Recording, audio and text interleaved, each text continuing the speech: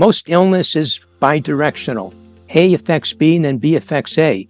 It's basically organic. So in a sense, there's multiple systems that are going on that are affecting and being affected. That complexity is something that long COVID is going to help us understand, because it's not simplistic A to B, linear thinking. It's going to be basically much more connected research that's organic. And that type of organic system is the way nature really is. Nature isn't simple. It's complicated.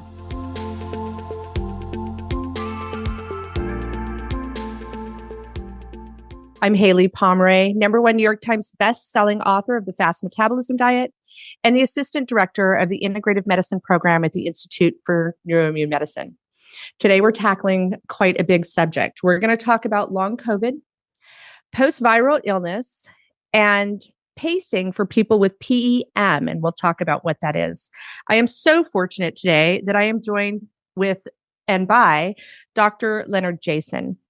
Dr. Jason is a professor of psychology at DePaul University. He is also the director of the Center for Community Research. He has served on many communities of the NIH and has received over $47 million in federal research grants.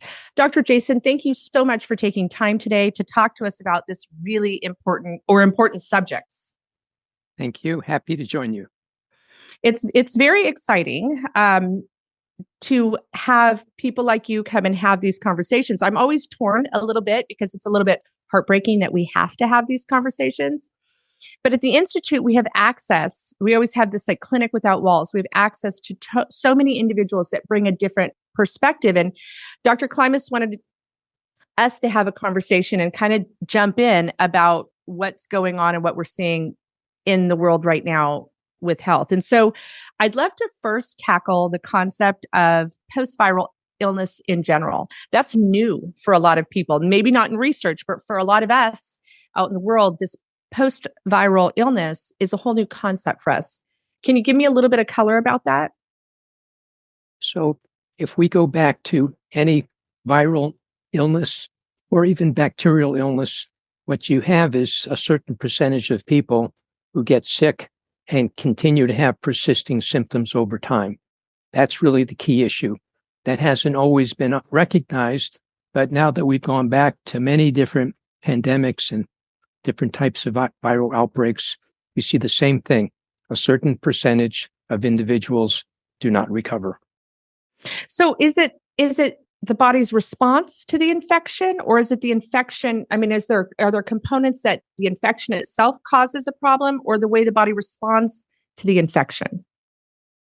So let's talk about SARS-CoV-2 for a second. 95% of persons who are age 16 or older have been affected by it. That's either through either previous infection or vaccination by 2022. So let's think about what's going on with SARS-CoV-2, which is a model for all the different types of viruses that have happened to people. You have an infection, and then you have some behavioral changes that occur, such as exhaustion that reduces physical activity. What that does is increases the amount of energy available to eliminate the infection.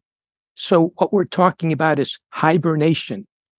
This represents what is occurring. The individual is slowed down with fatigue so that, in a sense, they can basically begin to recover. Hey guys, it's Haylie again. Right about now, you might have questions that pertain to you and only to you. Let's continue the conversation. Go to HayliePomroy.com/member and get a free 30-day trial of my membership community. You're going to love this place. Post your questions, ask your questions, grab some downloads, and let's get you the help you deserve. And the body just innately knows this. I mean, I know when I get sick and people tell me, go to bed, rest, but genuinely the fatigue comes on and the body knows this to conserve energy for healing. How come some bodies don't rebound, like long COVID? So the only way we're going to have real answers to that is, I think, by longitudinal prospective studies, where you actually find people before the trigger event. the viral infection. Take a look at how they look, what are some of their areas of how their strengths are, and then see what happens to those who recover and those who don't recover. That's the way you answer that question. Right now, our best sense is that some of those risk factors include things like type 2 diabetes, obesity, elevated blood pressure, chronic lung disease, depression. Those types of things seem to increase the risk of people having difficulties recovering. So a lot of the chronic diseases or comorbidities that were already metabolic dysfunctions in the body make it harder for a body to recover from an acute illness. Is that what we're thinking? That's probably that's a very good observation, and I think that probably summarizes it best. So when you talk about exhaustion and energy, I want to jump into what we call PEM. Can you first define that for people? It's a lot of times people, from a judgment perspective, in my opinion, just say, "Oh, you're just tired," but it's very different. What does PEM stand for?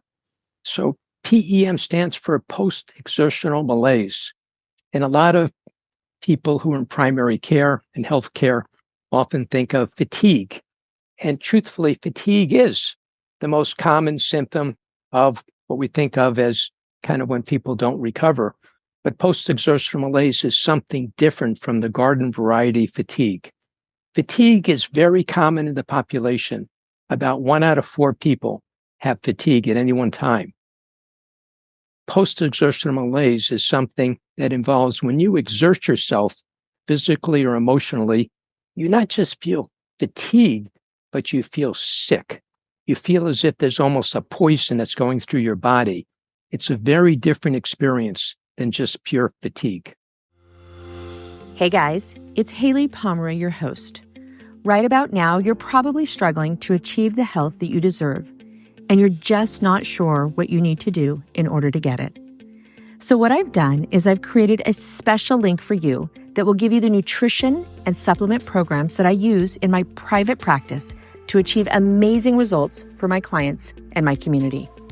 Go to HayliePomroy.com/podcast. Plus, when you use that link, you'll get a 20% discount just because I love you. Again, that's HayliePomroy.com/podcast. Now, back to the episode. This is something that we find common in post-viral patients. So there are individuals who have post-viral illnesses that basically have fatigue, which is probably more common, but actually those who have more severe disruption of their activities would have PEM. And that also begins to think about an illness that's really characterized by PEM, which is ME/CFS, myalgic encephalomyelitis, chronic fatigue syndrome. But that's something we'll talk about. But certainly, yes, PEM does occur with some cases with people who have what's called kind of post-viral COVID or long COVID. So in our space, when the pandemic started, or when we started seeing this coronavirus or this specific virus, fairly early, a lot of the neurologists and immunologists started to see that studied ME/CSF, started to see a correlation between what the patients were exhibiting. What were you seeing, and how early on were you able to see, or your group see, the correlation? So let's first define what ME/CFS is. Perfect. Most people refer to it as chronic fatigue syndrome. Europeans usually call it ME, which is myalgic encephalomyelitis. So that's why in the US and some countries, there's the acronym ME/CFS. There's really several characteristics. And just think of it this way. If you have SARS-CoV-2 and you have persisting symptoms, most people will eventually recover. But there's going to be a certain percentage that maintain severe symptoms over a long period of time, which means years. Those people ultimately will be classified as ME/CFS. And ME/CFS is involving things like reduction in activity that's substantial, unrefreshing sleep, cognitive impairment, and post-exertional malaise, which is what we're just talking about. So yes, that is characterizing, and the individuals who have this ME/CFS generally are not improving over time, whereas the people with long COVID, a large percentage of them are going to have symptoms reductions and improvement. So, but the folks who don't, right now, there's estimates that about sometimes as many as 45% of people with long COVID might be classified as ME/CFS at some point, depending on which laboratory you're talking about. Wow, that's a lot. It's amazing because I think that individuals that studied or were doing the research in ME/CFS were so ahead of the curve when we started seeing these patients have these types of symptoms, whether it was, we also saw a lot of POTS in those patients, the inability to regulate kind of the autonomic nervous system as well. What types of, I'm going to say, behavioral impact happens when a person is dealing, like, what happens in their world and in their bodies? So think of it this way. We're still trying to understand the different systems in the body that become dysregulated. Right. And why certain symptoms seem to be worse at certain times, and then other symptoms are worse than other times. And for example, the stomach, the gastrointestinal system is communicating with the brain. The brain's communicating with the circulatory system. So all the systems in the body are talking to each other constantly. And if we just look at one piece, we're not going to see the whole pie. So that's the challenge to medicine, to basically try to understand these different systems and how they interact with each other. With these types of post-viral illnesses, when they've actually looked at symptoms, there's hundreds of symptoms, so that it gets manifested differently by each person. Although there's some commonalities, and I guess what we've been talking about is that, fatigue is very common. Difficulty focusing is very common. Right. Some kind of bronchial, kind of breathing problems are common, but the number of symptoms is just mammoth. And so with individuals that are struggling with this, how I know that a really significant passion of yours is adequate diagnostics. What kind of diagnostics are we looking at to, and I know this is new and fresh, but looking at to identify if a person's still dealing with this? I mean, we were all thought and told that this was going to be, a 10 to 14 day episode that happened in our bodies. And now we have this, it feels like massive amount. And a lot of young people, my kids' age, are dealing with a lot of this post-viral issues. So diagnostics really involves classifying. And we need to classify people with SARS-CoV-2 into three categories. One category are people who have some type of lung kind of organ damage. So their lung is scarred, they have blood clots, renal failure, neurological complications, heart damage. So those are people in one category. Another classification of people are people who had something before and now it's been intensified. So the diabetes is now much worse than it was before. That's another cause. But the third category is the one that I'm most interested in, is those that don't have any observable organic damage. They're the ones that are closer to the ME/CFS group. We're trying to sort of say they're unwell, they're not feeling well.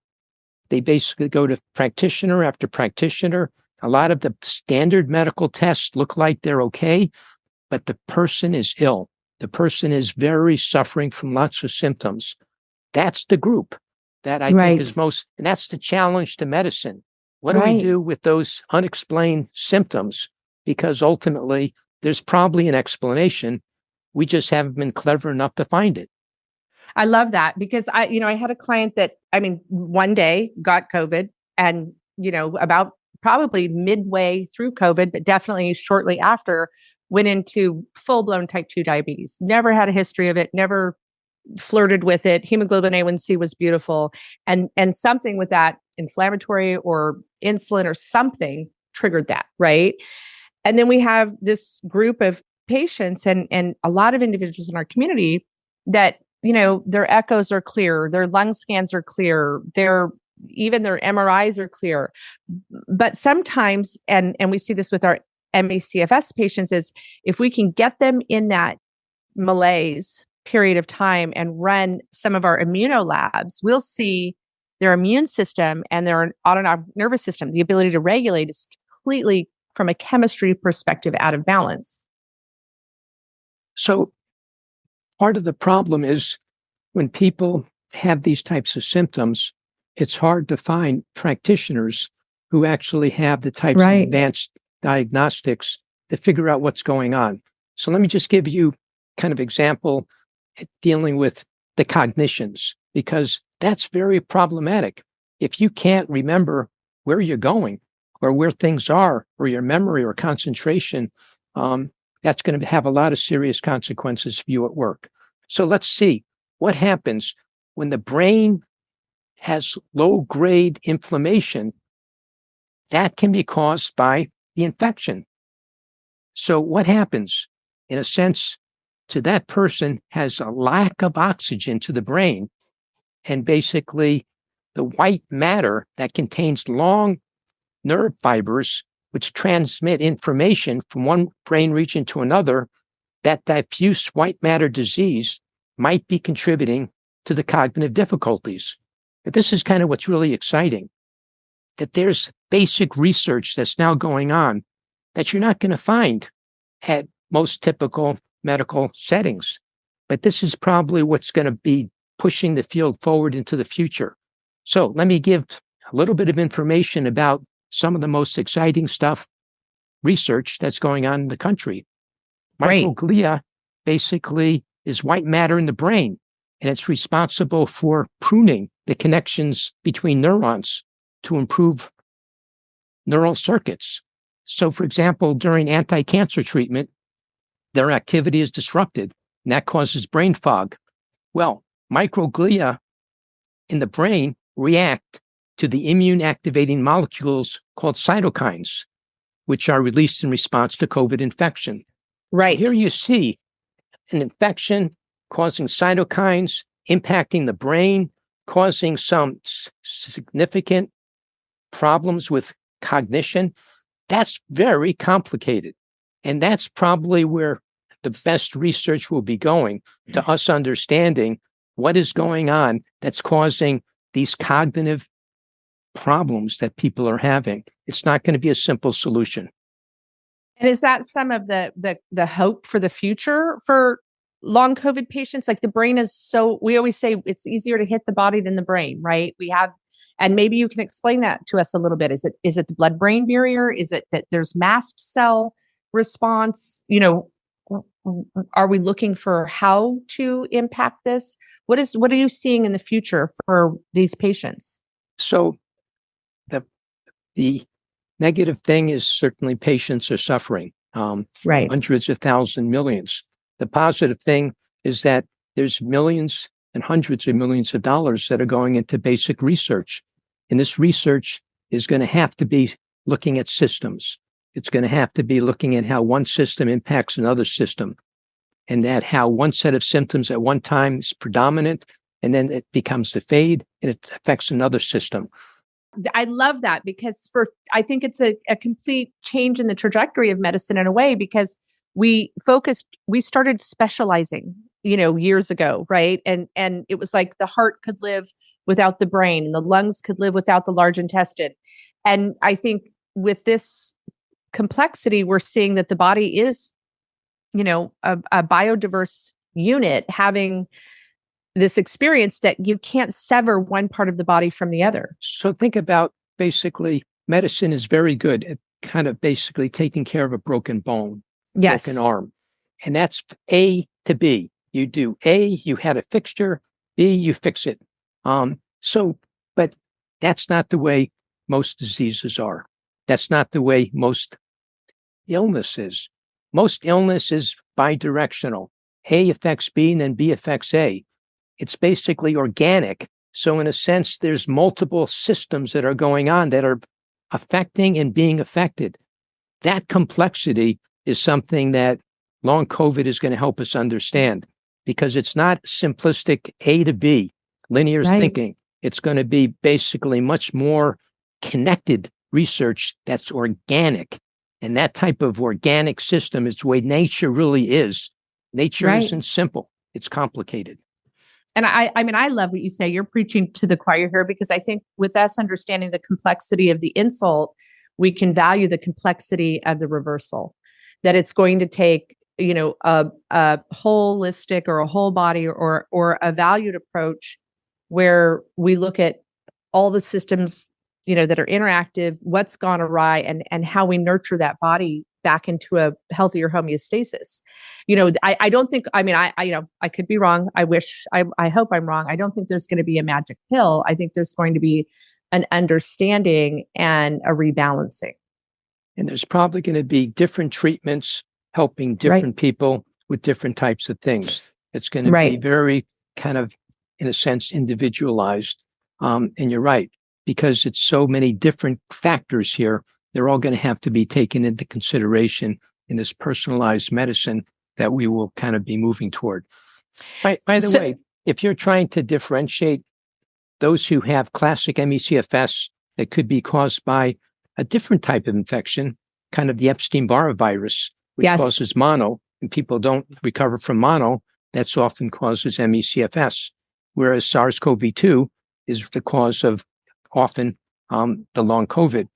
But there's some ways that those two are classic differences. There's actually there's some symptoms that are specific to each of these different types of illnesses. One, for example, is kind of hair loss or kind of smell or taste in the long COVID.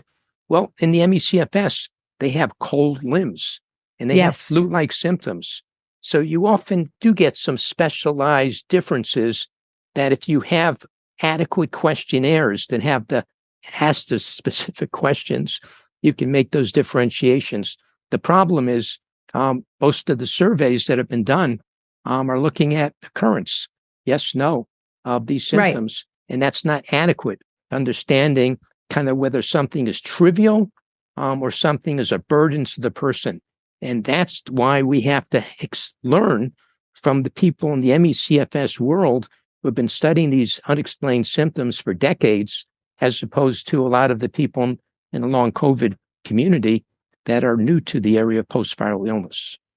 Yeah. And I think it's changing a lot of physicians and practitioners that we work with they said, I feel like we're completely going back to relearning, the systems of the body and how they interact and how things engage. My daughter recently got sick and was at the hospital, and the infectious disease doctor said, well, we don't really study the immune system. And I almost fell on the ground. I said, because why is she having this response? She's healthy. She's 22, and can you explain how we can look at her immune system or what's going on in her immune system as to why she's having this very strong response to a very basic, what was considered at the time a very basic viral infection. And literally I was told, we just don't, in infectious disease, we don't really look at the immune system. And I just didn't know. And we ended up having a lovely, over the 4 days that she was there, lovely conversations and philosophy. But when you say that there's a change, I've already seen it in research, but there has to be a change in how we practice medicine. These patients are going to force the change in how we practice medicine. So ultimately, you're going to have kind of a multidisciplinary team of individuals who are all put together for the needs of a particular person, because one specialty is not going to be able to provide all the answers. So the best basically way of thinking about navigating the future is to have something that's basically individualized, personalized, but has multiple dimensions. And truthfully, if you have a physician who basically isn't willing to have an open mind and read about new things and try to understand them, find a new physician. I appreciate you giving us permission to do that. We tell our community that all the time. They're your partners in your health and wellness.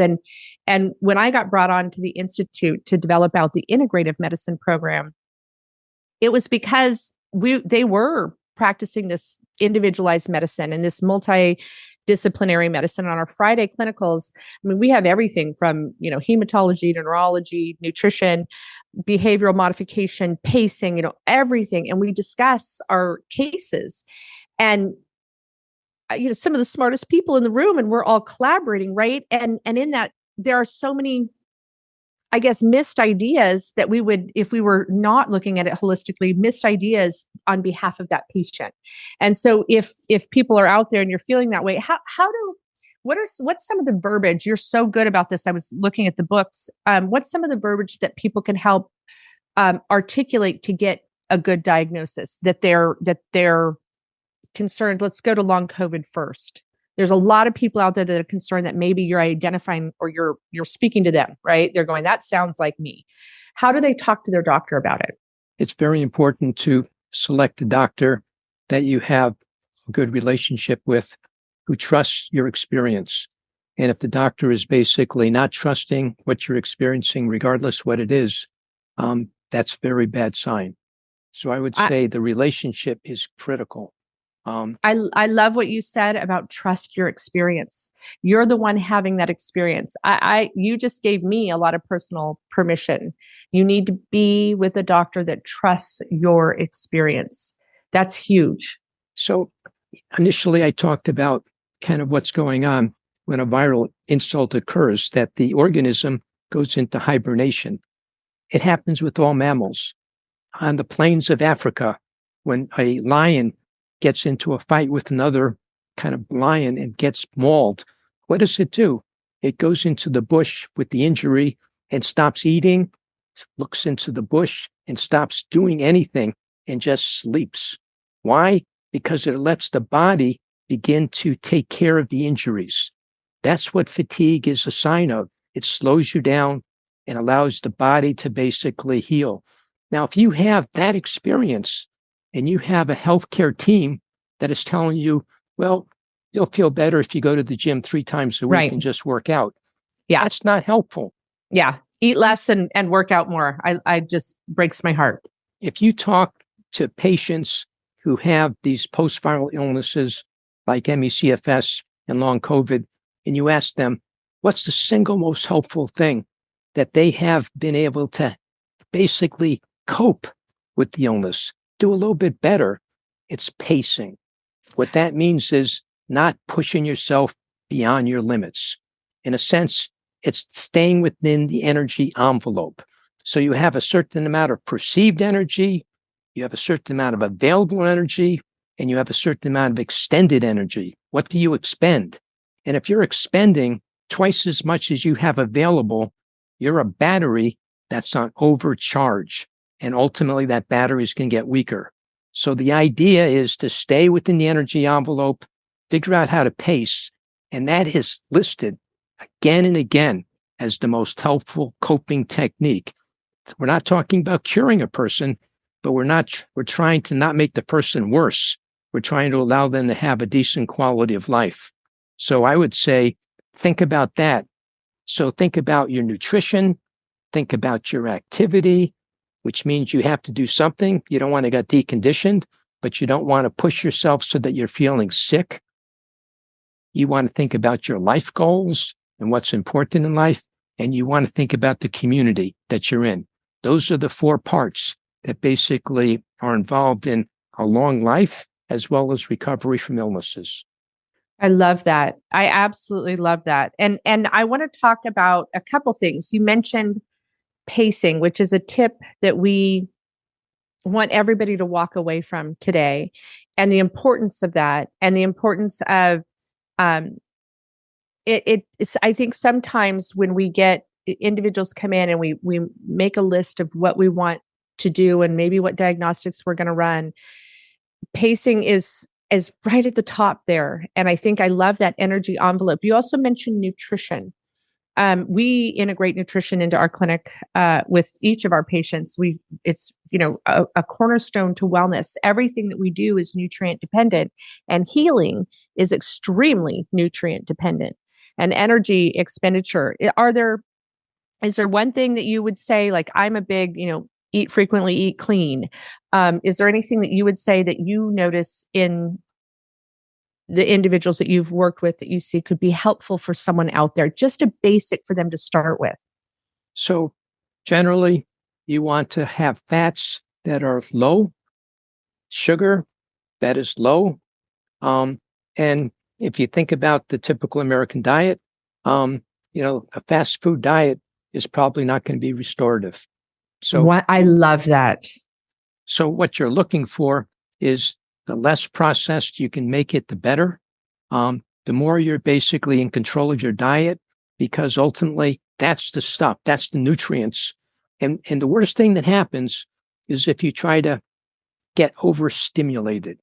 Now, this is an illness that basically involves stimulus overload.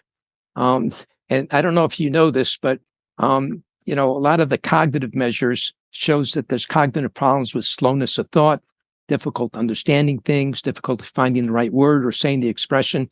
Well, that's only part of the cognitive issues. We found in our research at DePaul that there's another part: sensitivity to light, sensitivity to noise, sensitivity to smells. So there's an overloading piece as well in the cognitive.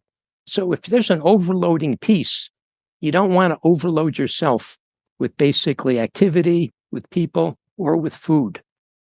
I love that. And also with stimulants, I'm not a big proponent for caffeine with people that are dealing with this. I don't like to see their body pushed. And I think sometimes we do caffeine and then we push our bodies past that energy envelope and it distorts our ability to pace really well. I don't know if that's what I see a lot of times. And this is how kind of symptoms are related to each other. So for example, you feel better eating some chocolate, or you're basically feeling better having some carbonated beverage. Well, if there's caffeine in that stuff and you're taking it before you go to sleep, that's going to blow your sleeping patterns. Right. So these things are all interrelated. So your nutrition is going to affect your sleep. It's going to affect your cognitive abilities. So yes, nutrition is a basis for any type of healing, just as activity is. Yes. It's basically learning how to pace. But there's another piece that I want to kind of throw in there, and that is you don't want to just sit in a chair and don't do anything. That'll be very boring, unless you're a Buddhist monk and you can meditate, which is okay too, if that's something that gives you pleasure. The point is, what do you love to do? Because if you find the things that you love to do that basically you now can do, that is going to enrich your nervous system, and it's going to make you feel better, and it's going to help you on that road to recovery. Passion is healing. Passion and connection, and like you said, community is so important in any healing event. Tell me about your book. Okay. So about a year ago, Chuck Lapp, who is the medical director at the Hunter Hopkins Center, and he basically was one of the early pioneers in ME/CFS clinical research. And I co-edited a book. The title is Understanding the Behavioral and Medical Impact of Long COVID, an empirical guide to assessment and treatment of post-acute sequelae of SARS-CoV-2 infection. It's a long kind of title, but there's 15 chapters, international collaborations. There's 38 experts. They review the pathophysiology of each organ system, identify current and potential research and clinical interventions. And it basically helps us understand existing COVID research and interventions. It's published by Routledge. It's available by that publisher for about $66, but you can also get it on Amazon. That's what I was just going to say. Can you get it on Amazon? And I'm sure a lot of people tell you this, if nobody else tells you thank you for doing this book, I have said that people that are not feeling well, that are dealing with post-viral illness, need to take this and put it under their arm and walk into their doctor's appointment with it, keep it by their bedside. It's, I hate to say the word, but it's validating that there is such phenomenal science behind the way they feel. And I think there's a lot of dismissing of the patient that's happening right now that's just very heartbreaking. And I think that the way this is laid out, it's so based in science, which of course it is, but it also has a flow to it that allows it's complex ideas that allows everybody to understand it, though. I mean, there's some of it that as people read through, I have to go over it several times, but it's just an empowering thing for people to have. So in your medical journey toward recovery and wellness, you're going to need to basically become your own scientist, your own clinician, your own physician. Because often the people in your environment are not going to have the energy, motivation, and drive to learn all the specific pieces. So to the extent that you can continue to learn, continue to become a scholar for yourself, your journey is like, in a sense, a sabbatical, where you're going to learn everything about you, everything that got you to where you are today, and where you can go into the future. And the only way of doing that is being armed with the best evidence that we can have, that what science and research is basically saying can make you well. And if your physician or your healthcare practitioner doesn't trust your experience, get a different one. And tell me one more time the title of the book. We grabbed ours on Amazon. Understanding the behavioral and medical impact of long COVID. And Dr. Jason, they can look you up too, and I found it under your name, under titles of books that you're with. That's right. They can Leonard A. Jason. I have I think about 30 or so books. Yes, this one is pertinent for the times. I think it's incredibly valuable that you arm yourself with this kind of data and knowledge. I have so much more to ask you, Dr. Jason, but we are out of time. Are you willing to come back? We would love to have you on again. Happy to do so. Wonderful. Thank you so much. And again, thank you for writing this book. The way it was put together allows us to, I feel like, walk in with a ton of data, a ton of research, but also something for us to study to, again, become our best advocate.